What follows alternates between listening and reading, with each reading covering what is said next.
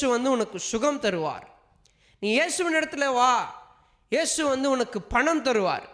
நீ கஷ்டத்தில் இருக்கிறியா, கவலையில் இருக்கிறியா, நீ இயேசுவின் இடத்துல வா, நீ இயேசுவின் இடத்துல வான்னு சொல்லி நீங்கள் ஒரு கூட்ட ஜனத்தை மாத்திரம்தான் நீங்கள் சேர்க்க விரும்புகிறீங்களே தவிர அடிப்படையான சத்தியம் தவறுகிறது.